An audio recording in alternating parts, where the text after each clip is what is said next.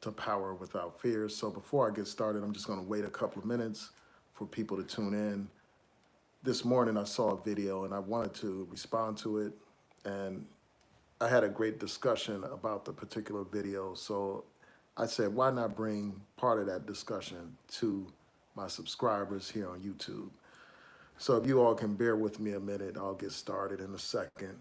I just want to wait for more people to tune in before I get started.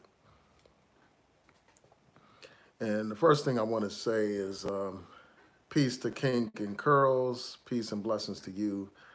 Shout out to DOD, peace and blessings. So I'm just gonna wait a couple of minutes for people to tune in. And if you can hear me okay, I'll appreciate it. Shout out to the Sectorcon. If the audio is fine, please throw up a 7. You know, I wanna make sure that I'm not buffering or anything before I get started.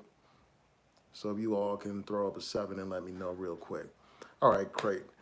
Shout out to everyone that's letting me know everything is fine. So I wanna get right into it. As you all know, I did a prior video on this subject. And that video was more of like a impulse type of video. It was in reaction to a couple of videos that I had seen, and also in response to some tweets. And really, the video that I was responding to was a small little clip. It wasn't a substantive video. That was the main thing that prompted me to do the video, and also this tweet about Breonna Taylor and George Floyd. For those of you who haven't seen that video, I encourage you to check it out. I got to figure out how to do cards on YouTube. Like, they had this new system. So once I figure that out, I will post it in the cards so that people can check out that prior video that I did. But this morning I was watching this video that Chrissy did. And the thing that prompted me to even check it out is I was watching Lashid For You's video response to the video.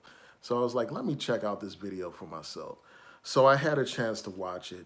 You know, I sat back and watched it. I had a discussion about it. You know, I was talking to my lady about it. We was watching it at the same time. And it was a very compelling type of video that raised some very interesting remarks. And I felt it worthy to respond to some of the things that she was talking about in the video.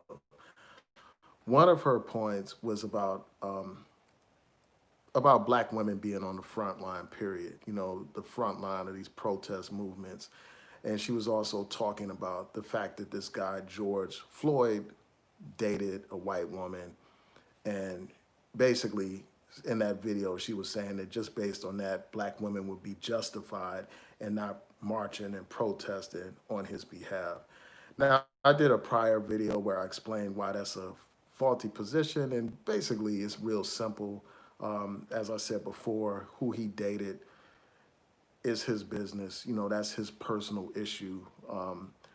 It has nothing to do with whether or not he has a legitimate, you know, and his family have a legitimate demand for justice. It has nothing to do with whether or not that police officer was justified in killing that brother. It's completely irrelevant. It's a detraction and it's a distraction. It's something to take your attention off of the core issue, and that issue is police brutality. The issue is not who this guy chose to date. And you all know my position on interracial relationships. Obviously, you know, I think that black people need to be about black love. But in terms of this issue of police brutality, I don't think someone should decide which cases to support and which cases to be against based on who that person had a relationship with. You know, it should be about demanding justice, period. And I've talked about that in my prior video. The next point is this. You know, she talked about black women being on the front lines, and you know, it was a question of the role of black women, period. You know, even regardless of this issue, you know, she was talking about, you know, black women being on the front lines in this struggle and risking their lives and their safety. And she was talking about, you don't see the same kind of you know, the same kind of attitude when it comes to defending black women. You know, black women, for instance, who have been victims of police brutality, like Breonna Taylor. You know, she talked about how it doesn't get the same kind of attention that it does, that it deserves, or it doesn't get the same kind of attention as like this case of George Floyd. And the thing that I want to say about that is, I already responded to that in my prior video, but I will just add a couple of things about that. Number one, like, first of all, it's less frequent. It's less frequent that you have these cases of women being victims of police brutality.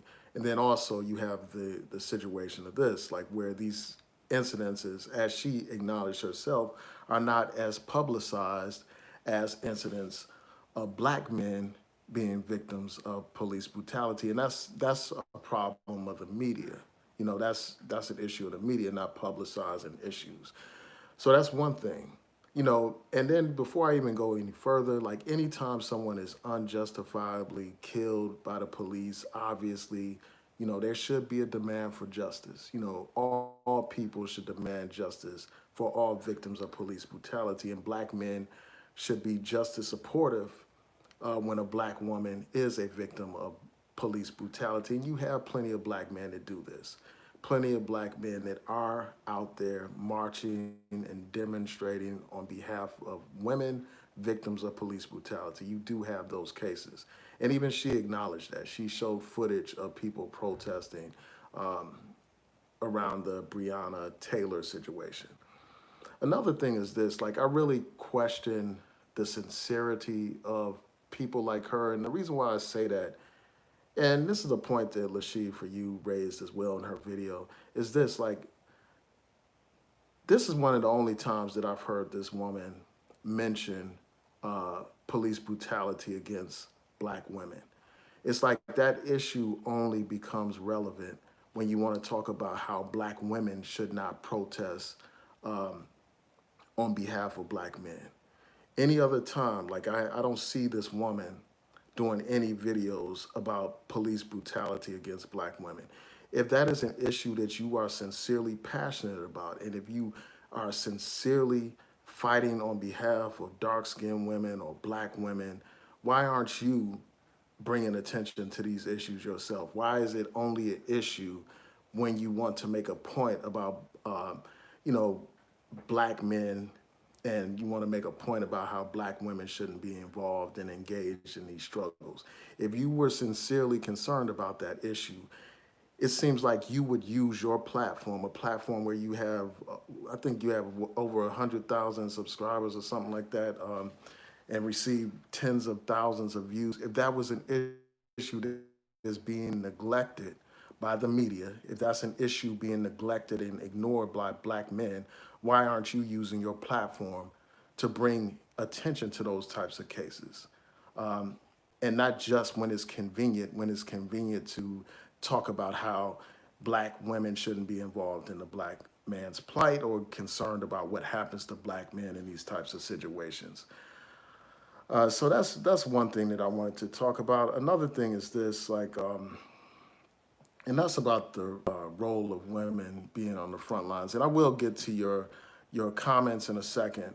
And that's this, like, she talked about how basically black men are exploiting dark-skinned women for now. Like, black men are using dark-skinned women for the purposes of advancing this call for justice for George Floyd. And then when black men are done with this cause, black men will ignore these black women, these same black women that they're highlighting now. Like, she talked about how the dark-skinned woman is featured in all this basically propaganda, like these themes that are online, these memes and all that kind of stuff, and videos portraying the dark-skinned woman as powerful and as this warrior princess and all that kind of stuff. But in the meantime, like, when this is over with, black men will be back to disrespecting dark women, back to ignoring dark-skinned women, and back to highlighting lighter-skinned women or even non-black women. And, so that's one of the points that she raises. And my response to that is this, like, obviously I don't condone that. I support dark-skinned women. You know, I celebrate dark-skinned women. I love dark-skinned women. And there are plenty of black men that do celebrate and cherish dark-skinned women and just black women, period. But you do have a lot of ignorance that is pervasive in our community that has to be addressed. You do have, for instance, all these music videos that feature light-skinned black women or non-black women, and they are placed on a pedestal. They are placed on a pedestal. Colorism is a reality and it is a problem. But at the same time, you do have plenty of black men that celebrate dark-skinned women. And many of those black men are the black men that create the videos that she's talking about, where the dark-skinned woman is celebrated, even not just during these protest times, but period. But for some reason, that's ignored. They act like, that doesn't exist in the community. It does exist, but, of course, we need to have more of that. But it's like when we are criticizing this issue of colorism, it's like, why don't we address the source of the problem? Like, too often what happens is people want to focus on uh, the black man or whatever, and not even deal with the core history of it, the root of this colorism that we have in our community. And the root of it is racism. The root of it is a society that taught a people to hate themselves, to hate their dark skin, to hate being black. For years we had been programmed with, the minstrel image of blackness, an image that taught us to hate being black, the image of the buffoon, the coon, the blackface image, the exaggerated features to make us view ourselves as grotesque, to view our history as horrible, taught that we were a race of from a race of savages, and all that kind of stuff. So that's the kind of programming that we deal with as a people. And we need to deal with the root source of that problem, and not just the people who are carrying out what they have been programmed to believe. And of course, I do believe that we need to confront colorism and stuff like that. But if you're going to confront colorism, you have to deal with the root cause. And that's something that's not being done. And just because you have some black men that are disrespectful, blatantly disrespectful towards black women, some of these black men have platforms here on YouTube. You can't use your animosity or hatred towards them to make it seem as if that's the mentality, the pervasive mentality among most black men, when it's not. It's not the mentality of most black men. Most black men do not hate black women. Most black men don't have that kind of animus that you were talking about in your videos. And the thing that I want to deal with is this: like, what is the role of the woman? Like, and another thing that she said is that these same black men that want black women to participate are going to be the same black men that criticize them for being masculine. And I think I mean, she raises some valid points about what's masculine and what's feminine. Some very interesting questions. Without a doubt, she does. But most black men are not looking at those women that are participating in those protests and saying, "Oh, they're so horrible and masculine, and they're not, feminine, and they're not desirable and stuff like that." Most black men are not looking at those women like that. Many black men, as she acknowledged, are celebrating these black women that are on the front line, are showing respect towards these black women that are on the front line. They're not complaining about these women being too masculine and all that kind of stuff. But there is one thing that has to be raised about the role of women, in these marches. And that's this. Like, she talked about the women being on the front line and, risking their safety and all that kind of stuff. You don't have to risk your safety to demand justice. You don't necessarily have to do that. The women don't have to necessarily risk their safety in order to demand justice for this brother. There are plenty of ways that people can support this cause and demand justice for this brother. But she's making it seem like It's just a choice between being on the front line and not doing anything to support this brother. Women can support this brother, in all kinds of ways. Through social media, they can support this brother. Through their voice, they can support this brother. Like, words have power. Speaking out is a sign of support. Writing is a sign of support. Doing political art that inspires people is a sign of support. Calling for people to sign petitions and to call the prosecutor and the governor and the call for a federal investigation. Those things do not require anybody to face rubber bullets, as she said. It doesn't require people to go to jail. It doesn't require somebody to risk their safety by being exposed to the coronavirus or anything like that. So really, this is not about just black women being on the front line. That's not what her main thing. She doesn't want black women to support this man, period. That's the problem. So let's not pretend like this is a matter. The biggest complaint is that women are on the front line. And then that brings me to another point. And it's about, where's the black man? She talked about the warriors, and this is a criticism that I have for the brothers. Man, it's like, we need to be more engaged in these movements. We need to be more involved instead of sitting on the sidelines and just having women and girls be on the front lines, sitting back in the comfort of our home while the women are on the front lines facing the police, while the women are the ones facing those rubber bullets and facing arrests and all that kind of stuff. You can't earn respect. You can't even expect anybody to respect you if you carry on like that, if you are dependent on your women primarily to protect and defend you. You don't look like a man in that posture. You look like a punk. You look like you're soft. You look like you're weak when you're in that position. And unfortunately, that's the role that some of the brothers play. Like, they're making excuses for not being engaged and involved in this struggle. Meanwhile, you have the black woman a lot of times, disproportionately on the front lines in these protests. And I think that that's unacceptable. And that goes to some of the criticism that the sister was raising. And that aspect of it is legitimate. Like, I think that the primary role of a man is to provide and to protect.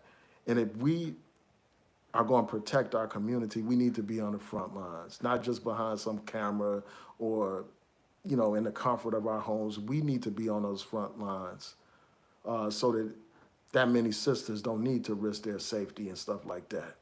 When I just look back at the Black Panther Party and stuff like that, groups like that, groups that took up arms and faced the police, not with some video, but faced them face to face and gun to gun, bullet to bullet.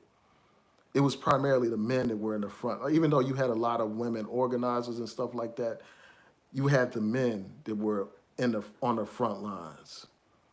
And you had a lot of women in the civil rights movement as well, but a lot of the people were on the front lines, dealing with the brunt of the struggle were black men. And I just think that when you're dealing with the army, when you're dealing with protecting your nation and your people, usually that's the role of primarily the man. I mean, I know that we're in a era where we're about gender equality and all that kind of stuff. But even in that era, men are the primary ones that should be the soldiers in the society at the front lines. But and then that raises an interesting point, like about women and equality. Like, a lot of these women push for equality, and then when they have equality, they're complaining about taking on these masculine roles. So I think that that's problematic. But yeah, I mean, I have to go back to that core point. Where's the black man in this struggle? Like, I do see some pictures of black. I mean, I'm sure there are plenty of black men that are participating in these protests and stuff like that. But a lot of times that's not the case. Again, we need to be the ones on the front line involved in this. Another point that I wanted to raise is this, and I will get to your comments this time, is this. Like, one of the things that was real disturbing about this video that I saw was the fact that it basically did white supremacy's job for them. You know, usually when you have these black victims of police brutality, the first strategy that these people implement to protect the police is to dehumanize the victim of police brutality, to dehumanize them to such a degree that the people no longer have any kind of sympathy at all for the victim. We saw this with Trayvon Martin. We saw this with Michael Brown, and we've seen it before, time and time again. You know, with Michael Brown, they released that footage of the brother in the store confronting the store clerk. You know, with Trayvon Martin, they showed these pictures that the brother posted on social media, you know, pictures of a gun and marijuana and him with a iced out grill in his mouth and all that kind of stuff to portray the brother as dangerous, to portray him as some kind of thug or some kind of hooligan. And we know the fact of the matter is that George Zimmerman was the real thug. George Zimmerman was the one who had been charged with physical altercations and all that kind of stuff. And even after the Trayvon Martin case, this guy George Zimmerman had been charged multiple times. So he was the real thug. But the first thing that the media did was they tried to dehumanize Trayvon Martin by depicting him as some kind of violent thug. And when somebody is depicted as a violent thug, people are less likely to care about what happens to them. They are more inclined to say, well, this person got what they deserved. And basically, you had his sister basically doing the homework and the bidding of white supremacists by trying to discredit this brother, George Floyd. She's pulling up his arrest records, you know, actually pulling up the documents, you know, of him being charged, you know, like over 8 years, you know, like 12 years ago or something like that. And then she's also pulling up some video, like photographs, alleging that this brother was some person that did porn, you know, was some kind of porn star or something like that, doing the job of the white media for them, doing their job. Because when they depict somebody in such a light, people are less sympathetic. And when when a lot of black women watch that video, they're going to think, well, I shouldn't be concerned about what happens to his brother. I shouldn't be concerned about this brother having a white man put his knee in his neck for over 8 minutes while this brother is screaming, I can't breathe, while this brother is crying, literally crying for his mother. You're going to make people become so desensitized by this propaganda that you're putting out that they're not going to care about this brother losing his life. Instead, they're going to be caught up in this gender war nonsense, where black people remain at each other's throat, you know, focusing on gender beef instead of dealing with this problem of police brutality. And then, you know, she asked this question about, like, what have these protests done, like, in terms of, you know, these protests against police brutality? What have they done? What has been accomplished by black women participating in these protests? And then in this very same video where she asked this question, she acknowledges the role of protest. So it's like she's, on one hand, she's saying another thing, and then the next second, she's contradicting herself. When it comes to these protests have resulted in something. You know, for instance, you know, because of the protests in Ferguson, you had the Justice Department come there and investigate the Ferguson Police Department and enter a consent decree with the police department, where they had to abide by certain policies and procedures. They had to reform certain procedures to restructure the police and the practices of the police so that they are not engaging in the same kind of oppressive behavior. The same has happened here in Baltimore. After the Freddie Gray rebellion and uprising, there was the Justice Department was brought in. The Justice Department entered a consent decree with the Baltimore City Police because of that. So these protests make a difference. These protests against police brutality have made a difference. And the black woman's participation in these demonstrations obviously has contributed to that difference that we're seeing. And then when you look at even in this situation, I mean, as she acknowledged, I mean, once people began to protest, that's when you had the police bring charges against this officer. You know, there would be no charges without the people, first of all, videotaping what happened. There would be no charges if people weren't engaged in rebellion and protest. There would be no charges. And many of those people that were protesting are black women. So black women's participation in these protests matter. And again, even if somebody doesn't want to be on the front lines, they don't want to, they fear for their safety, there are other roles that they can fulfill. You know, you have poetry that impacts people, inspires people. You have the visual arts that can inspire people or rally people. You have social media. You have, written blogs and video blogs and all that kind of stuff. There are different ways to express the outrage.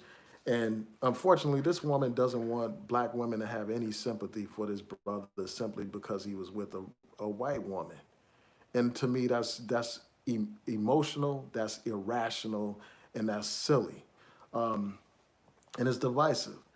You know, if a black woman were in the same situation, you know, a black woman that had, that had a white fiance or white boyfriend or husband, had been victimized by, the police like this, I would be supportive of that woman. I wouldn't be concerned about her dating choices and all that kind of stuff. And it's like, I don't get why some people are so preoccupied with that to the point where you don't even want to support a brother and his family who have been wronged by these police. And it's just a shame that we had this kind of disloyalty in our community. It's a shame that we had these kind of people that are. I mean, though she makes some valid points, with respect to the disrespect of dark-skinned women, in terms of, you know, black men placing these lighter-skinned women on a pedestal. That doesn't mean that her conclusion is right. Her conclusion that black women shouldn't support this demand for justice. That conclusion is faulty. That conclusion is emotional. That conclusion is irrational. So let me see if there's some other points that I want to make before I close out. And I'll go through your comments real quick. Yeah, I think those are the main points that I wanted to make. So I'm going to look at your comment, go through your comments real quick before I sign off. I want to thank you all for tuning in.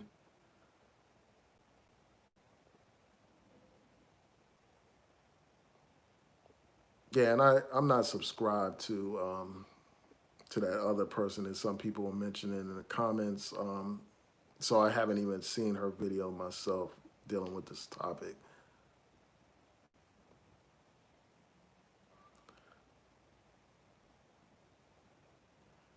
Yeah, so somebody said, I didn't get that. It seemed that she said that his white girlfriend's not protesting, so why should we? Yeah, I mean, she does make that point. She made that in her initial video where she had this caption and all that kind of stuff. And what his white girlfriend does is irrelevant. When should black women be taking their cues from what a white woman says and does? Like, why should a black woman's decision-making process be based on what a white woman says she's going to do? Why should our perspective on things be defined by a white woman's perspective on things? That white woman, her comments were ridiculous. Talking about how, you know, people shouldn't be, have hatred or anger and stuff like that. And, he wouldn't be about that. He would be about grace and all that kind of stuff. You can't have grace and peace and all that kind of stuff and love when you have injustice. This situation would have just been allowed to go on if there was no outrage.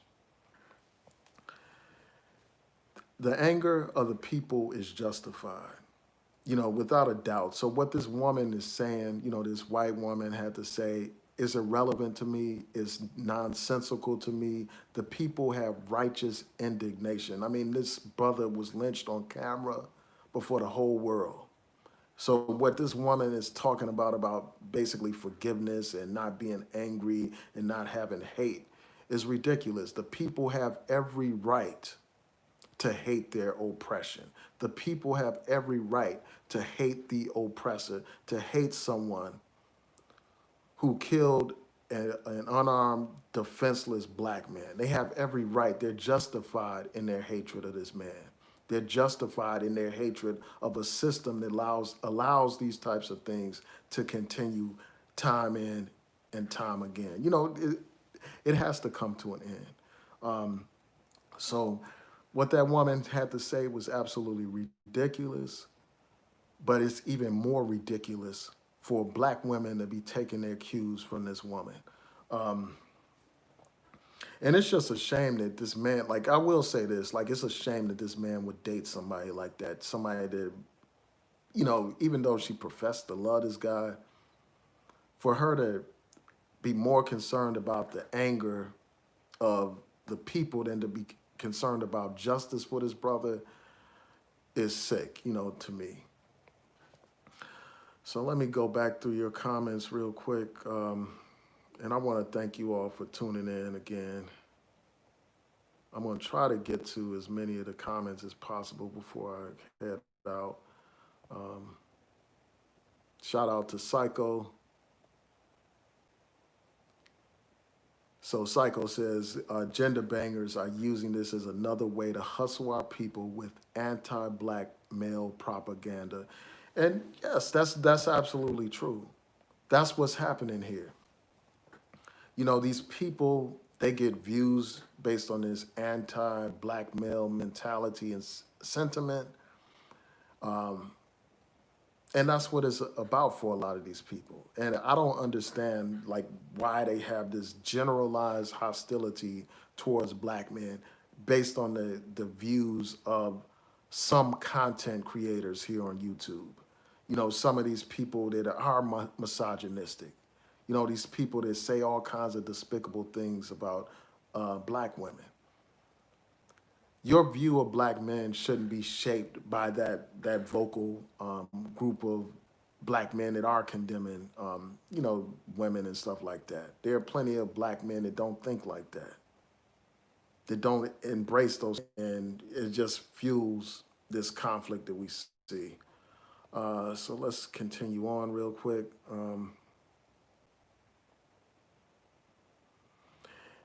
So David Bowman says, rest in power, George Floyd. You will be missed, but not forgotten. Your wife loves you, and the people around you love you as well.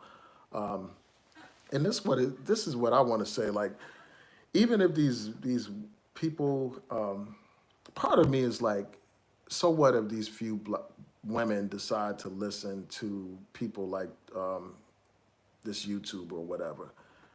The rest of us are going to be engaged in demanding justice for this brother. And that's what we really need to focus on. Like, instead of like, somebody being so upset because this woman doesn't want to support this demand for justice. I mean, we need to focus on and celebrate those who are engaged in the struggle, who do care about what happened to this brother, who are on the front lines.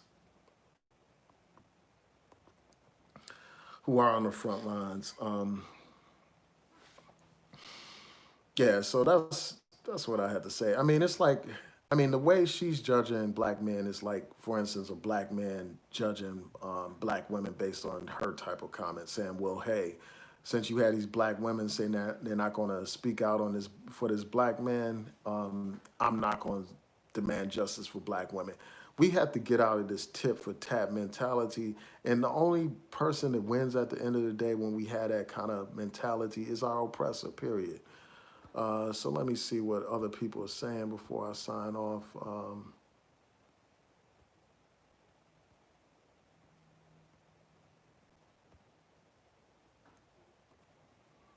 Okay.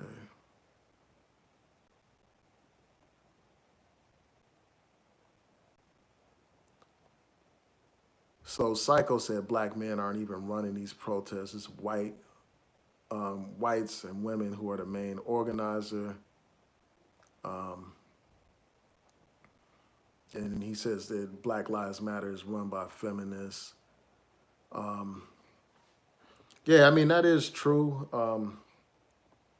But that doesn't mean that black men can't participate in these events. It doesn't mean that black men can't, there can't be black organizations as well that participate in these demonstrations or even organize their own demonstrations.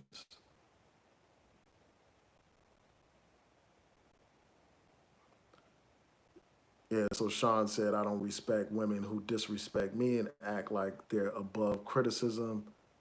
Um,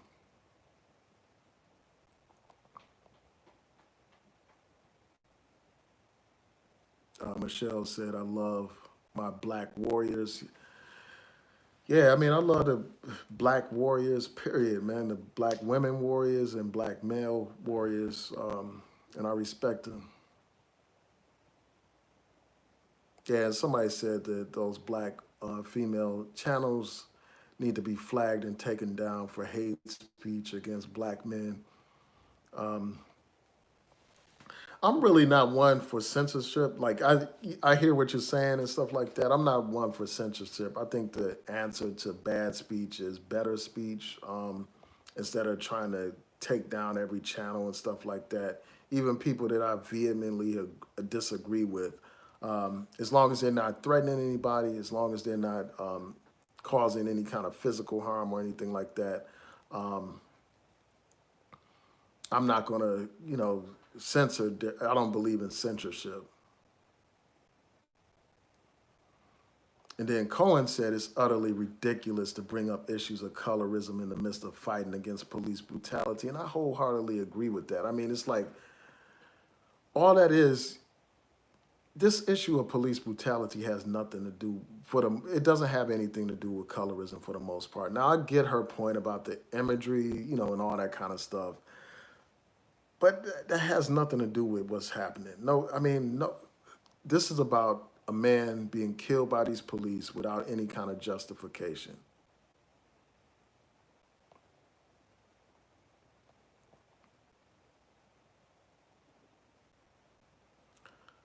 Yeah, so Renaissance Man said, I agree. The reason why black men are seen, um, are not, I guess they're not seen as the backbone because they're not vocal and engaged.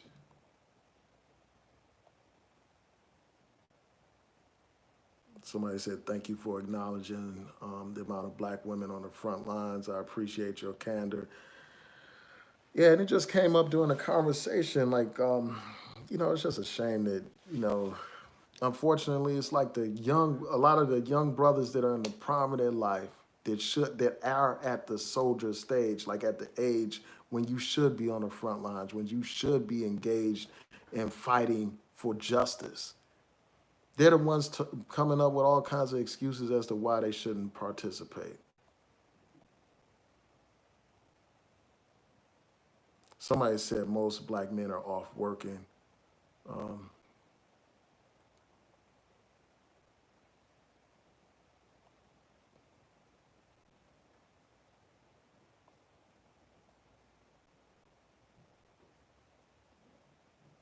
yeah, and then John Pro said the truth is the white liberal is the main one on the front lines. That's troubling. Yeah, and that's something else. I mean, that is a valid point because when I look at this footage, like I see a lot of uh, white people at the forefront of this stuff. Like I see when they take pictures of the crowds, you see a lot of white people in the audience, like a lot of white people participating in the protest. And, I think it's good that you have, white liberals or white radicals involved in this struggle and stuff like that. But this is our struggle. We need to be at the forefront of our movement, of our demand for justice for our people, instead of having it a situation where it's predominated or controlled by others. And I believe in alliances. I believe in coalitions and all that kind of stuff. But often, what happens in these coalitions, black people don't have control over their own movement. They end up being dependent on others for financial support. They end up being dependent on others for organizing everything. And that's not the posture that we should be in.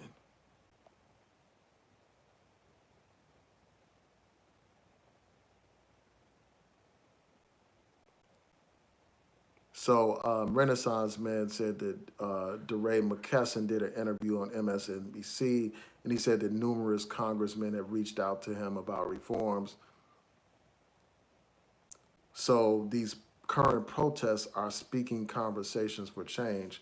Yeah, I mean, yeah, I think, yeah, they are sparking these conversations for change, definitely. And that's a positive thing. All these protests matter, they do make a difference.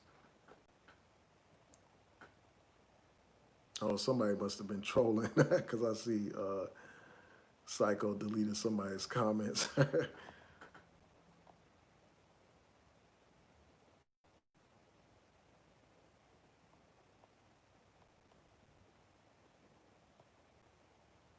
Somebody said the black man has to turn their narrative around.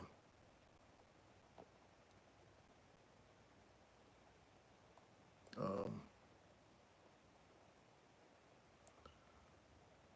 yeah, and somebody, the mental traveler pointed out this. He said these protests aren't just about the murder of George Floyd specifically. It's the death that broke the camel's back.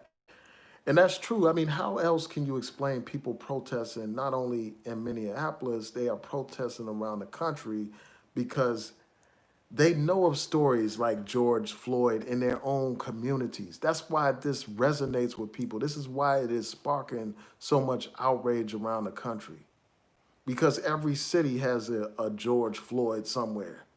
All these places have had many victims of police brutality, and that's why they're coming out.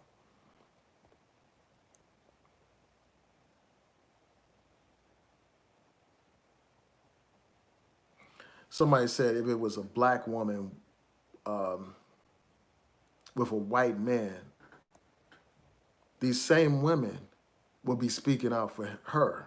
Like if exactly that is a great point. Like if this was a black woman who was married to a white man and she was a victim of police brutality, none of these women that are speaking out, saying that we shouldn't protest for George Floyd, none of them would be saying that same thing for that black woman. They would be in support of her. They would be uh, campaigning for justice for her. They all of a sudden, who she decides to date will be irrelevant. And that's just the hypocrisy that we're dealing with.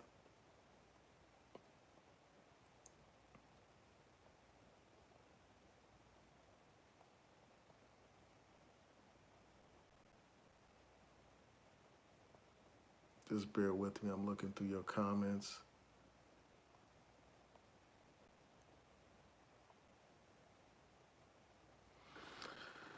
Yeah, so Def Rocker said they're even protesting in Newark. Yeah, I mean it's impacting everybody, like all around the country. Even here in Baltimore, there were protests. In D.C., there were protests. So, thankfully, most people are now listening to these YouTube personalities. Most of the women are still engaged and involved. And I just think that it's time for the black man to step up his game and get more engaged and involved in these protests around the country. So, those are my thoughts. I wanted to thank you all for tuning in. Please rate, comment, subscribe, like the video, share the video. Hit that notification bell so that you'll know when I post new content on here. Peace and blessings, everyone. Have a great